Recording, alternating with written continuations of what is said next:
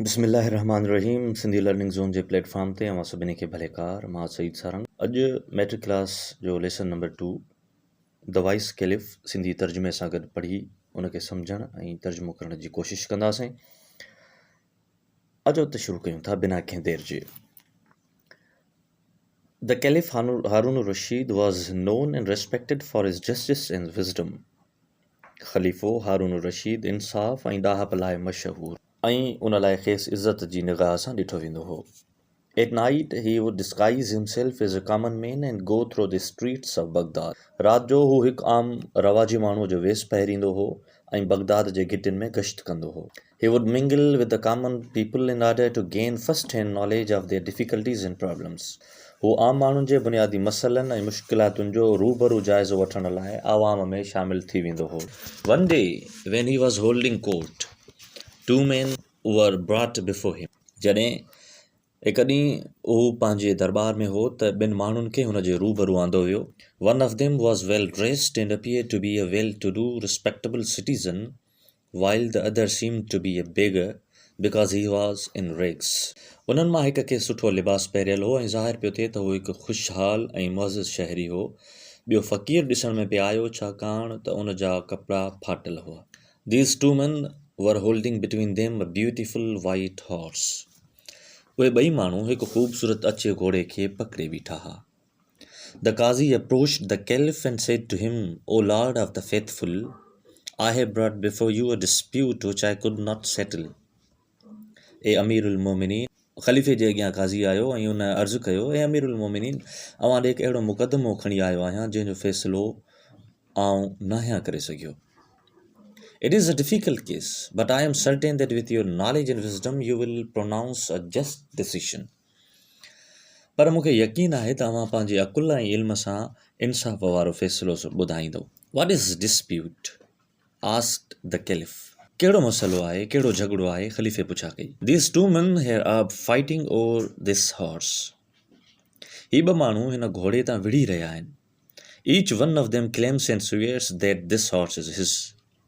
हर हिकु दावा करे थो त ऐं कसम बि खाए थो त हीउ घोड़ो हुन जो आहे। Step forward, the Caliph ordered the well-dressed men, and let's hear what you have to say. ख़लीफ़े ख़ुशि पोशाक माण्हूअ खे हुकुम ॾिनो त अॻिते अचु ऐं असांखे ॿुधाए जेको तोखे चवणो आहे। The man said to the Caliph, O leader of the faithful, I beg to believe me that whatever I say in your presence shall be the truth. अमीर माण्हूअ ख़लीफ़े खे ॿुधायो, ए अमीरुल मोमिनीन, आउं इल्तिजा करियां थो त अवां यकीन करियो अवां जे अॻियां जेको बि बयानु कंदुसि उहो सच हूंदो। This morning, when I was riding to the city, I saw this beggar limping along ahead of me. अॼु सुबुह जो जॾहिं घोड़े ते सवार थी शहर तरफ़ अची रहियो हुउसि त मूं हिन फ़क़ीर खे ॾिठो जो मुंहिंजे अॻियां मनकाईंदो पिए हलियो। On hearing the sound of my horse's hoofs, he turned round and motioned to me to stop. मुंहिंजे घोड़े जे खुरनि जो आवाज़ु ॿुधी हू पोइते मुड़ियो ऐं मूंखे हथ सां बीहण जो इशारो कयईं। I pulled the reins of my horse. मूं पंहिंजे घोड़े जी वाग छिकी ऐं घोड़े खे बीहारियो। He begged me to give him a ride up to the city gate. मूंखे हुन अर्ज़ु कयो त मूंखे शहर जे वॾे दरवाज़े ताईं घोड़े ते खणी हलो, जीअं त हू मंडो आहे। He was lame. मंडो। I felt sorry for him. मूंखे हुन ते रहम आहे। So I pulled him up behind me on the horse. तंहिं करे मूं हुन खे मथे छिके पंहिंजे पुठियां घोड़े ते विहारियो। When we reached the city gate, I stopped and turned round to help him get down. जॾहिं असां शहर जे दरवाज़े ते पहुतासीं त मूं घोड़े खे रोकियो ऐं पुठियां मुड़ियुमि त जीअं हुन खे लहण में मदद करियां। He refused to dismount. पर हुन लहण खां इनकार कयो। I was puzzled and gently told him to get down because we had reached the city gate. आउं मुंझी पियुसि ऐं नरमीअ सां हुनखे चयुमि त घोड़े तां लह छाकाणि त असां शहर जे दरवाज़े ताईं पहुची चुका हुआसीं। He said, Why should I get down? हुन जवाबु ॾिनो त मां घोड़े तां हेठि छो लहां? I gave you ride and now you want to rob me of my horse. मूं तोखे पंहिंजे घोड़े ते विहारियो ऐं हाणे तूं घोड़ो मूंखां ज़बरदस्ती फुरण थो चाहीं। The Caliph then turned to the man in rags and said, What do you have to say? पोइ ख़लीफ़ो फाटल कपिड़ा पहिरियल शख़्स ॾांहुं मुड़ियो ऐं चयाईंसि त तोखे छा चवणो आहे? The beggar limped forward and said, O leader of the faithful, you are the helper and guardian of the poor. फ़क़ीर मंडकाईंदे अॻियां वधियो ऐं अर्ज़ु कयाईं, ए अमीरुल मोमिनीन, अवां ग़रीबनि जा मददगार ऐं हिफ़ाज़त कंदड़ आहियो। You are a wise and just caliph. अवां इंसाफ़ पसंद ऐं सियाणा ख़लीफ़ा आहियो। Have pity on me and save me from the cruelty and injustice of this rich man. मूं ते रहम करियो ऐं मूंखे हिन अमीर माण्हूअ जे ज़ुल्म ऐं नाइंसाफ़ीअ खां बचायो। I swear that this horse belongs to me. आउं कसम खणी चवां थो त हीउ घोड़ो मुंहिंजो आहे। You must be thinking like everybody in this court how a beggar like me can afford to buy and keep such a fine horse. यकीन सां इहो सोचींदा हूंदो जीअं दरबार में मौजूदु हर हिकु सोचे रहियो आहे त मूं जहिड़ो फ़क़ीर अहिड़ो ख़ूबसूरत घोड़ो कीअं ख़रीद करे सघे थो ऐं कीअं पाण वटि रखी सघे थो। It is because of this horse that I am in rags. हिन घोड़े जे करे ई आऊं हिननि फाटल कपिड़नि में आहियां। Whatever money I had, I spent on this horse. जेके बि पैसा मूं वटि हा से सभु मूं हिन घोड़े ते ख़र्च कया अथमि। This morning, as I was coming to the city on my horse, I noticed this man walking along the road. अॼु सुबुह जो जीअं आउं पंहिंजे घोड़े ते शहर पिया आयुसि त मूं हिन माण्हूअ खे रस्ते ते हलंदे ॾिठो। When I came close to him, he stopped me and requested to lend him my horse, for he was in a great hurry to reach the city. जॾहिं आउं हुन जे वेझो आयुसि त हुन मूं ॾे निहारियो ऐं मूंखे अर्ज़ु कयईं त घोड़ो मूंखे आरज़ी तौरु ॾे छाकाणि त मूंखे जल्दी शहर पहुचणो आहे। I could not lend my horse to a complete stranger, could I? हक़ीक़त में आउं हिकु बिल्कुलु अणवाक़ुफ़ माण्हूअ खे पंहिंजो घोड़ो उधारो न पिए ॾेई सघियुसि। छा मूंखे ॾियणु खपे? हा। Instead, I let him ride my horse while I sat behind him. उन जे एवज़ मूं हुनखे घोड़ो हलाइण ॾिनो ऐं आउं हुन जे पुठियां थी वेही रहियुसि। As we reached the city gate, he asked me to get down and leave the horse to him.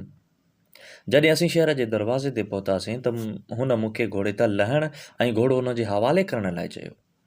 Such a fine horse should not belong to a beggar, he said. हुन वधीक चयो त अहिड़ो उम्दो घोड़ो हिकु फ़क़ीर वटि न हुजणु घुरिजे। Now be off and don't you mention it to anyone. हाणे भॼी वञ ऐं कंहिंसां बि इन ॻाल्हि जो ज़िक्र न कजां। And even if you do, nobody is going to believe you. जेकॾहिं कंहिंसां बि इन जो ज़िक्र कयो थो त को बि तो ते एतबार न कंदो। Now, sir, I beg you to save me from this robber and restore to me what is my own. हुज़ूर, हाणे आउं अव्हांखे इल्तिजा करियां थो त मूंखे हिन फोरूअ खां बचायो ऐं जेका मुंहिंजी मिल्कियत आहे सा मूंखे वापसि मोटाए ॾियो। I think this case is not very much difficult to decide, said the caliph to the qazi. ख़लीफ़े क़ाज़ीअ खे चयो त मुंहिंजे ख़्याल में हीउ मामिलो को अहिड़ो मुश्किल न आहे। I shall decide it in a minute. आउं इन जो फ़ैसिलो हिकु मिंट में करे थो वठां। Tell these men to place their hands on the horse one by one. Let the beggar do it first. हिननि माण्हुनि खे चओ त हू हर हिकु पंहिंजो हथु घोड़े ते रखनि, अकेलो अकेलो थी पहिरियां फ़क़ीर खे ईअं करण लाइ चओ। When the beggar touched the horse, it winced as if it did not like the touch of his hand. जॾहिं फ़क़ीर घोड़े खे छुहियो त घोड़ो छिरकण लॻो, ॼण त खेसि हुन जो छुहणु पसंदि न हो। But at the touch of the rich man's hand, the horse snorted and neighed with pleasure. पर जॾहिं अमीर शख़्स घोड़े खे हथु लॻायो त घोड़ो ख़ुशीअ सां हिनकार करण लॻो। This horse belongs to him, pronounced the caliph. ख़लीफ़े फ़ैसिलो ॾिनो त इहो घोड़ो हिन शख़्स जो आहे। Give the horse to its master. घोड़ो हुन जे मालिक खे ॾिनो वञे। Then the caliph turned to the beggar and said, You are a liar and a wicked man. तंहिंखां पोइ ख़लीफ़े फ़क़ीर जे तरफ़ मुंहुं कयो ऐं चयो त तूं हिकु ज़ालिम ऐं मकार कूड़ो शख़्स आहीं। You tried to rob an honest and respectable citizen. तो हिकु ईमानदार ऐं बाइज़त शहरीअ खे फुरण जी कोशिश कई आहे। You deserve severe punishment, but I shall be merciful and forgive you this time, if you beg forgiveness of this gentleman here. पर हिन दफ़े मां तोखे माफ़ करियां थो जेकॾहिं तूं हिन शरीफ़ माण्हूअ खां माफ़ी वठी। The rich man readily forgave the beggar and, feeling sorry for him, took out his purse and gave him a handful of gold coins.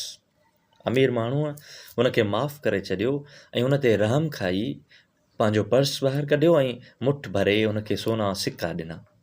This noble action of the rich man pleased everybody in the court. अमीर माण्हूअ जे हिन नेक कम ते दरबार में मौजूदु हर हिकु शख़्स ख़ुशीअ जो इज़हार कयो। Thank you so much.